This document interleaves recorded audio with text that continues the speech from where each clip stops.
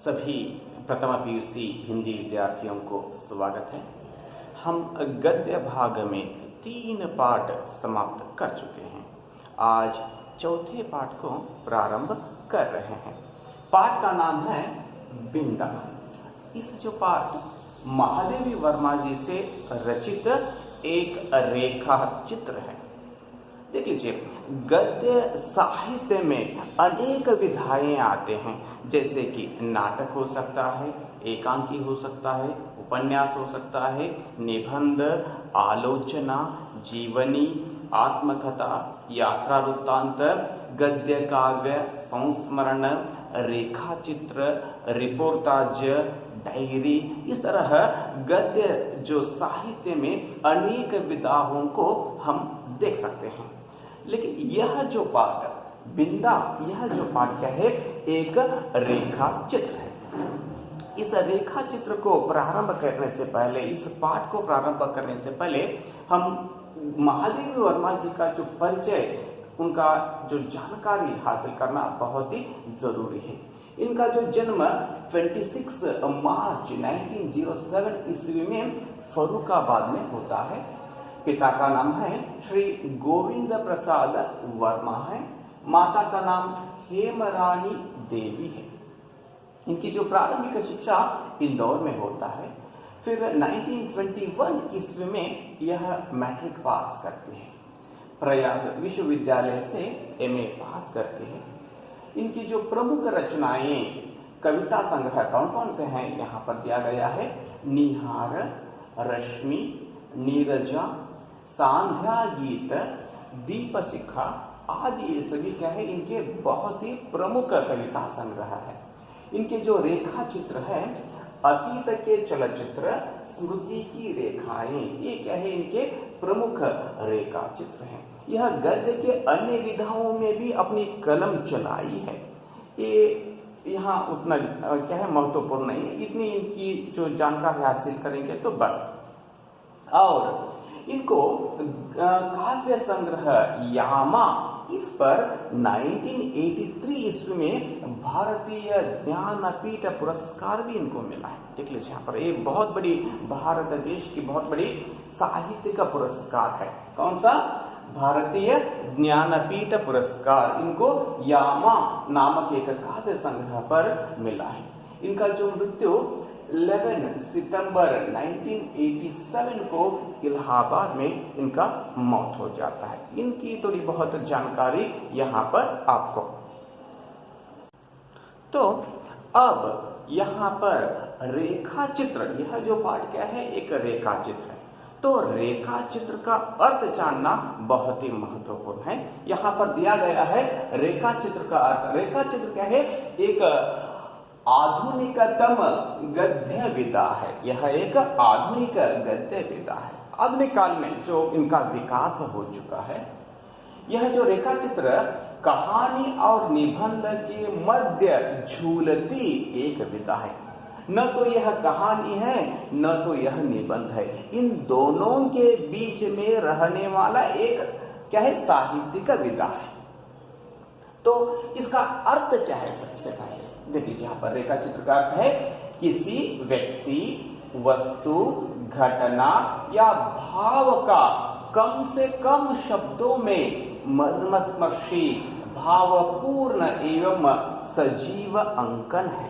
देख लीजिए क्या बताया जा रहा है। रेखा चित्र क्या है, किसी भी व्यक्ति का हो सकता है, वस्तु का हो सकता है, या घटना का या भावनाओं का कम से कम शब्दों में यहाँ पर लिखना। और वो भी कैसे, मर्मस्पर्शी। मर्म यानी कि हृदय को लगने वाले, मर्मस्पर्शी और भावपूर्ण एवं सजीव अंकन है। भावपूर्ण यानी कि भावनाओं से भरा हुआ।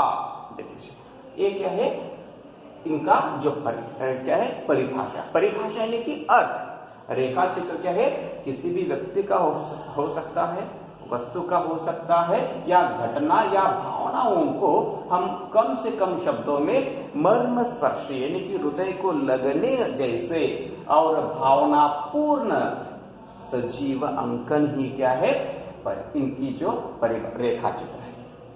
रेखा चित्र में कहानी से अधिक मार्मिकता होती है। मार्मिकता यानी कि मर्म को लगने वाली भावनाएं, और निबंध से अधिक मौलिकता, निबंध से भी ज्यादा मौलिकता, मौलिकता यानी कि मूल संबंधी भावनाएं, मूल संबंधी जो विचार एवं रोचकता होती है। रोचकता यानी कि जो आकर्षणीय रोचकता, इसमें कहानी का कौतूहल है तो निबंध की गहराई भी है। जिस तरह कहानी में कुतूहलता भरी रहती है, उसी तरह इसमें भी भरी रहती है। किसमें? रेखा चित्र में। और निबंध में जिस तरह गहराई होती है, गहराई यानी कि किसी विषय का हो या व्यक्ति के संबंधित हो, उनके बारे में संपूर्ण जानकारी, वह क्या है? गहराई। उसी तरह रेखा चित्र में भी क्या है? निबंध की गहराई भी देखने को हमें मिलती है। कहानी का जो कौतूहल है तो निबंध की गहराई भी है रेखा चित्र में। ये क्या है? रेखा चित्र। बिंदा जो पाठ क्या है? महादेवी वर्मा जी लिखित एक रेखा चित्र है। ओके, अब इस रेखा चित्र को प्रारंभ करेंगे। ओके, देख लीजिए। बिंदा जो पाठ क्या है? यह लेखिका के बचपन की सहेली है। बिंदा कौन है? लेखिका। लेखिका कौन है? महादेवी वर्मा जी की जो बचपन की सहेली है बिंदा। वह अपनी सौतेली मां द्वारा सताई गई। कौन सताई गई? बिंदा। देख लीजिए, प्रारंभ में यहाँ पर इस पाठ में क्या विचारधारा है उनके बारे में यहाँ पर दिया गया है। आपके पाठ्य पुस्तक में फर्स्ट जो पैराग्राफ में, यानी कि पहले जो पेज में नीचे थर्ड पैराग्राफ में दिया गया है। देख लीजिए, वह अपनी सौतेली मां द्वारा सताई गई। सौतेली मां यानी कि दूसरी मां। देख लीजिए, अगर अपनी खुद की जो मां अगर मर जाने के बाद पिता दूसरा जो विवाह करता है तो वह जो मां क्या कहलाती है? सौतेली मां कहलाती है। उससे सताई जाती है। कौन? बिंदा। देखिए, खिलने से पहले ही मुरझा जाने वाली असहाय निरीह बालिका महादेवी वर्मा के स्मृति पटल पर जीवित है। देख लीजिए, यहाँ पर क्या बताई जाती है? खिलने से पहले ही मुरझाना, अभी खिली नहीं, उससे पहले ही वह क्या हो जाती है? मुरझाती है, मर जाती है। कौन मर जाती है? बिंदा। इनकी वह बिंदा अभी बड़ी हुई नहीं, उससे पहले ही मर जाती है। वह निरीह बालिका। निरीह शब्द का अर्थ है इच्छा रहित। निरीह शब्द का अर्थ है इच्छा रहित जो बालिका महादेवी वर्मा के स्मृति पटल पर, यादों में, स्मृति शब्द का अर्थ है याद। देख लीजिए, उस पर अभी भी जीवित है। अभी लेखिका को वह जो लड़की, अपनी बचपन की जो सहेली बिंदा अभी भी याद है। बिंदा के माध्यम से, इस जो पाठ के माध्यम से, बिंदा के माध्यम से, इसका अर्थ है इस बिंदा नामक पाठ के माध्यम से मातृ प्रेम से वंचित व सौतेली मां के क्रूर व्यवहार को दर्शाने के उद्देश्य से इस रेखा चित्र का चयन किया गया है। इस रेखा चित्र को, इस पाठ को यहाँ पर क्यों रखा गया है उसके बारे में यहाँ पर बताया जा रहा है कि जो मातृ प्रेम से वंचित होते हैं, माँ की जो प्रेम से वंचित होते हैं, और सौतेली माँ के क्रूर व्यवहार कैसा रहता है उसको दर्शाने के लिए, उनको बताने के लिए, समझाने के लिए इस पाठ को यहाँ पर रखा गया है। देख लीजिए, यह जो पाठ, इस पूरा जो पाठ्य पुस्तक में बहुत ही इंपॉर्टेंट और बहुत ही कुतूहलता इस पाठ में है और बहुत ही आकर्षणीय है। इस पाठ को पढ़ते पढ़ते आंखों में आंसू आ जाते हैं। उस तरह का जो एक पाठ है बिंदा। बहुत ही केयरफुल से, बहुत ही ध्यान से इस पाठ को सुनते जाइए। ओके, अब पाठ प्रारंभ कर रहा हूँ। सभी लोग अपने पाठ्य पुस्तक को निकालिए, प्रारंभ से ध्यान से सुनते जाइए और अपनी पुस्तक देखिए। प्रारंभ। सभी सी आंखों वाली उस दुर्बल, छोटी और अपने आप ही सिमटी सी बालिका पर दृष्टि डालकर मैंने सामने बैठे सज्जन को उनका भरा हुआ प्रवेश पत्र लौटाते हुए कहा। मैंने, इसका अर्थ है यहाँ पर महादेवी वर्मा जी। महादेवी वर्मा जी एक अध्यापिका है। देखिए क्या है, वह एक अध्यापिका है। उसके सामने एक सज्जन व्यक्ति बैठे हैं। स्कूल में ये सब जो घटना, और उस सज्जन व्यक्ति की एक बेटी, दोनों आजू बाजू में बैठे हैं। सभी सी आंखों वाली, सभी इसका अर्थ है डरा हुआ। उसके जो आंखों में डर स्पष्ट रूप से दिखाई दे रहा था। देख लीजिए, आंखों वाली उस दुर्बल, छोटी, जो देख लीजिए वह लड़की कैसी है, दुर्बल है। यह कौन लड़की है अभी यहाँ पर कुछ नहीं बताया गया है। एक अलग दुर्बल, छोटी और अपने आप ही सिमटी सी, वह जो लड़की सिमट कर बैठी थी, संकुचित होकर वह बैठी थी, उस बालिका पर दृष्टि डालकर, दृष्टि डालना, देखना, देख लीजिए यहाँ पर दृष्टि डालकर मैंने सामने बैठे सज्जन को, देख लीजिए किनके सामने बैठे हैं, महादेवी वर्मा जी के सामने एक व्यक्ति बैठा है, उसको सज्जन इस तरह संबोधित कर रही है लेखिका, यानी कि अच्छा व्यक्ति। इस तरह उस सज्जन को उनका भरा हुआ प्रवेश पत्र, वे लोग एक प्रवेश पत्र भर कर देते। प्रवेश पत्र इसका अर्थ है एडमिशन फॉर्म। देखिए प्रवेश पत्र लौटाते हुए कहा, वे दिए हैं, उसको वापस देती है लेखिका, यानी कि अध्यापिका। लेखिका कौन है, महादेव वर्मा, एक अध्यापिका है। स्कूल में ये सब घटना हो रही है, उसको वापस देते हैं। और लेखिका कहती है, क्या कहते हैं देख लीजिए, आपने आयु ठीक नहीं भरी है। आयु यानी कि एज, आपने आयु ठीक नहीं भरी है, ठीक कर दीजिए, नहीं तो पीछे कठिनाई पड़ेगी। अगर आप ठीक नहीं करते हैं तो बाद में आपको क्या हो जाएगी, कठिनाई होगी। इस तरह लेखिका कहती है। तब वह सज्जन व्यक्ति बताता है, क्या बताता है देख लीजिए, नहीं यह तो गत आषाढ़ में 14 की हो चुकी। वह व्यक्ति बताता है गत आषाढ़ ಅಂದ್ರೆ ಕಳೆದು ಹೋದ ಆಷಾಢಕ್ಕೆ 14 की हो चुकी। 14 यानी कि 14 एज के हो चुकी। इस तरह वह व्यक्ति उत्तर देता है।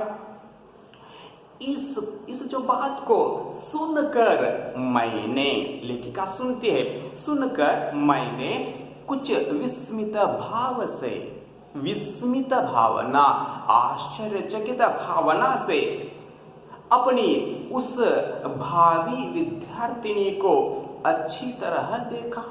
मैंने उस भावी विद्यार्थिनी, मेरी जो भावी विद्यार्थिनी, आगे आने वाली, भावी नहीं कि आगे आने वाली विद्यार्थिनी को अच्छी तरह देखा, जो 9 वर्षीय बालिका की सरल चंचलता से शून्य थी। देख लीजिए वह कैसी थी, देख लीजिए 9 वर्षीय बालिका की, 9 वर्षीय बालिका की जो सरल चंचलता, चंचलता के जो गुण, देख लीजिए उससे वह जो गुण उसमें क्या है, शून्य थी। शून्य यानी कि उनका जो अभाव उसमें दिखाई दे रहा था। इसका अर्थ है वह 9 वर्ष की भी नहीं है और 14 वर्षीय किशोरी के सलज्ज उत्साह से अपरिचित। देख लीजिए क्या लेखिका कैसे लिख रही है, देख लीजिए यहां पर वाक्यों को, एक ही वाक्य में बहुत सारे विचारधारा, कम से कम शब्दों में ज्यादा विचारधारा इस पाठ में दिखाई देता है। यही क्या है, रेखा चित्र आपको इसमें बताया गया है। कम से कम शब्दों में मर्मस्पर्शी, भावपूर्ण एवं सजीव अंकन, कम से कम शब्दों में ज्यादा विचारधाराओं को लेखिका यहां पर समझाते हैं। रेखा चित्र का जो गुण ही ऐसा है। देख लीजिए लेखिका बताती है, और 14 वर्षीय किशोरी के, किशोरी यानी कि 14 से क्या है 11 से 14 वर्ष तक की जो बालिकाओं को हम किशोरी कहते हैं। देख लीजिए, 14 वर्षीय किशोरी के सलज्ज उत्साह से अपरिचित। 14 वर्ष की जो किशोरी, उनमें क्या है, एक लाज की भावना होती है। सलज्ज उत्साह शब्द कैसे जो प्रयोग की है देख लीजिए यहाँ पर। सलज्ज यानी कि लाज, लाज मतलब शर्माना, शर्माने के जो गुण उनमें भी नहीं थे। देखिए, वह 9 वर्ष की भी नहीं, 14 वर्ष की भी नहीं, उसके बीच की जो लड़की थी, यह लेखिका के सामने जो बैठी थी, उसकी माता के संबंध में मेरा जिज्ञासा स्वगत न रहकर स्पष्ट प्रश्न ही बन गई होगी, क्योंकि दूसरी ओर से कुछ कुंठित उत्तर मिला। मेरी दूसरी पत्नी है और आप तो जानती ही होंगी। देख लीजिए यहाँ पर लेखिका उस सज्जन व्यक्ति को उसके मां के संबंधित कुछ प्रश्न पूछते हैं, तो पूछने पर वह सज्जन व्यक्ति कुछ स्पष्ट रूप से उत्तर नहीं दे पाता। तो वह क्या बताता है, मेरी दूसरी पत्नी है और आप तो जानती ही होंगी। इस तरह वह व्यक्ति कुछ बता रहा था। देख लीजिए, उसकी माता के संबंध, मेरी जिज्ञासा, जिज्ञासा यानी कि जानने की इच्छा।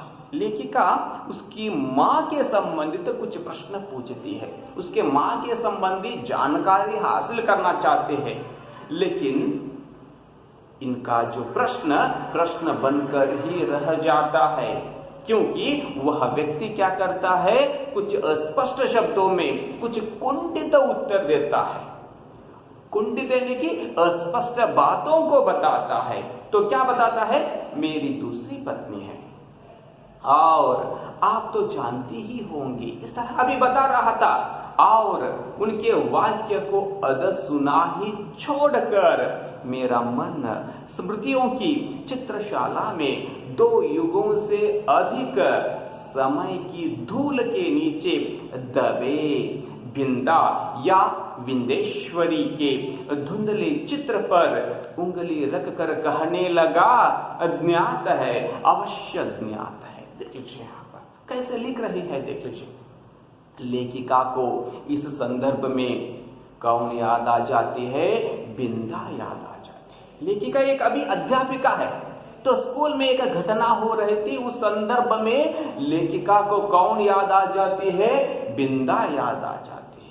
बिंदा का जो बचपन का नाम क्या है, विंदेश्वरी। देख लीजिए यहाँ पर लेखिका कैसे लिखी है, और उनके वाक्य को अधा सुना ही छोड़कर उस सज्जन व्यक्ति के वाक्य को, अभी कुछ बोल रहा था, उसको अधा सुना, आधा सुनकर, अधा सुना इसका अर्थ है आधा सुनकर, मेरा जो मन स्मृतियों की चित्रशाला में, मेरा जो मन स्मृतियों की चित्रशाला, स्मृति यानी कि याद। शायद आप लोग भी अभी पीयूसी में आ गए हैं, अपने बचपन के संबंधित, बचपन में जो कुछ भी घटनाएं घटी है, उनमें से कुछ घटनाएं अभी भी आपके स्मृतियों की चित्रशाला में। देख लीजिए यहाँ पर चित्रशाला यानी कि जब याद करते हैं तो वह एक चित्र के रूप में आपको आपके आंखों के सामने आते ही रहते हैं। कैसे आते रहते हैं, चित्र के रूप में। बचपन में कौन कौन से खेल खेले रहते हैं, कुछ विशेष घटनाओं को या कुछ नाटक वगैरह अगर स्कूल में किए रहते हैं, उन वह जो घटनाएं आपको आपके आंखों के सामने कभी कभी याद आते होंगे। वो भी कैसे आते हैं, चित्रशाला के रूप में, चित्र के रूप में आपके आंखों के सामने आते ही रहते हैं। उस तरह लेखिका को अब कौन याद आ जाती है, बिंदा याद आ जाती है, उस सज्जन व्यक्ति की बातों को सुनकर। कौन से बातों को सुनकर, मेरी दूसरी पत्नी है और आप तो जानते ही होंगी। इन बातों को सुनकर लेखिका को बिंदा याद आ जाती है। देख लीजिए यहाँ पर, मेरा मन स्मृतियों की चित्रशाला में 2 युगों से अधिक समय की धूल के नीचे दबे। कौन से धूल? स्मृतियों के जो धूल के नीचे दबे बिंदा। धूल के नीचे दबे ಅಂದ್ರೆ ಮುಚ್ಚಿದ ಅನ್ನೋ ಅರ್ಥವನ್ನ ಕೊಡ್ತೈತಿ। वो याद नहीं थी लेखिका को, लेकिन उस व्यक्ति के बातों को सुनकर लेखिका को कौन याद आ जाती है? बिंदा याद आ जाती है।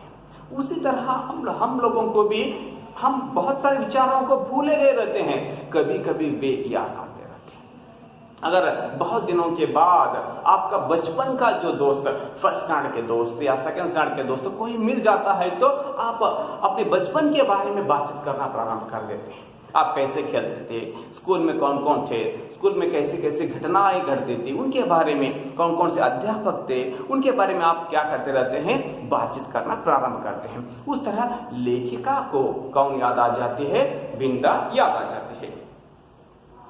देख लीजिए, धूल 2 युगों से अधिक समय की धूल के नीचे दबे बिंदा या बिंदेश्वरी के धुंधले चित्र यानी कि अस्पष्ट चित्र, उसके जो दिमाग में, स्मृति में उसका जो अस्पष्ट चित्र पर वह उंगली रखकर कहने लगा, ज्ञात है, अवश्य ज्ञात है। ज्ञात मतलब पता है, याद है, अवश्य याद है, पता है। इस तरह लेखिका कहते हैं और लिखना प्रारंभ करते हैं।